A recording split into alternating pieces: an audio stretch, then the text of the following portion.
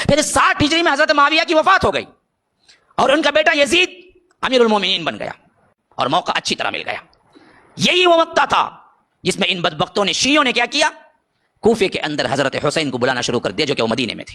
کہا کہ آپ کے باپ کی خلافت اصل میں آپ حقدار ہیں اور جو آپ کے بھائی چھوڑ کے دیے یہ بہت بڑی غلطی تھی, اور آج اگر آپ ہمارے پاس آ جائیں گے تو ہم اپنے جان پہ کھیل کے آپ کی مدد کریں گے اور یزید کا تختہ الٹا دیں گے. حضرت حسن نے جس وقت وفات پائی اس وقت گویا کہ وصیت کر کے گئے تھے حضرت حسین کو کہ دیکھو تم میرے چھوٹے بھائی ہو, جس طرح ان لوگوں نے مسلمانوں میں لڑانے کے لیے مجھے بیچ میں لایا, کوشش کی, نہیں ہوا تو زہر دیا اور میں زہر سے مر رہا ہوں, مجھے معلوم ہو رہا ہے, اور یاد رکھو تمہارے ساتھ بھی یہی کھیل کھیلیں گے. خطوط پہ خطوط لکھے. تو ان خطوں کی وجہ سے, ان بلاؤں کی وجہ سے حضرت حسین آخر مان گئے. سفر اختیار کیا, راستے میں کربلا پڑتا تھا, جہاں یہ نکلے وہاں عبید اللہ ابن زیاد آیا.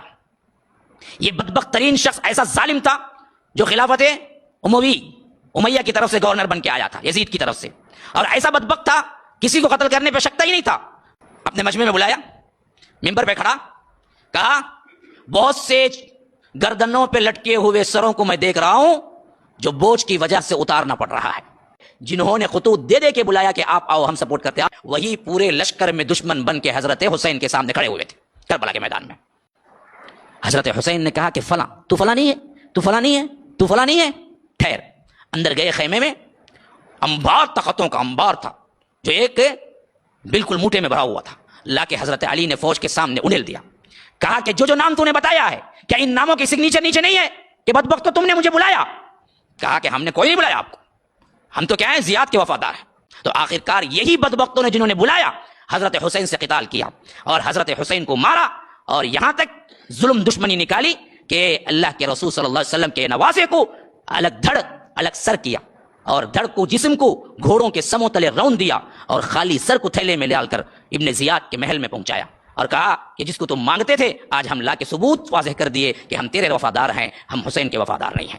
بدبخت نے روایتوں میں آتا ہے کہ حضرت حسین کے لبوں پہ چھڑی ماری کہ اس وقت ایک صحابی موجود تھے, کھڑے ہو گئے. کہا کہ بدبخت یہ وہ ہونٹ ہیں جن کو اللہ کے رسول پیار کرتے تھے. ایسا ولولہ اٹھا, ایک ایسا جذبہ اٹھا مسلمانوں میں جو کہ یزید جو اس وقت تھا اس کے نام سے ایک طرح کی نفرت کہ اس کے دور, حالانکہ یزید نے نہ حکم دیا تھا نہ یزید کے ایما پہ قتل ہوا تھا, یزید کو پتہ بھی نہیں تھا کیا ہوا تھا. یزید کو اس وقت پتا چلا جب کہ خاندان کے بچے کچھ افراد سفر کرتے ہوئے جب شام پہنچے تو تب معلوم ہوا تھا حضرت حسین قتل ہو گئے. اور روایتوں میں آتا ہے کہ اس نے رویا تھا, پشیمانی کی تھی, کہا تھا کہ بدبخت عبید اللہ ابن زیاد نے میرے حکم کے بغیر یہ کام کر دیا, اگر مجھ سے پوچھا ہوتا تو میں کبھی قتل کرنے کا حکم نہ دیتا.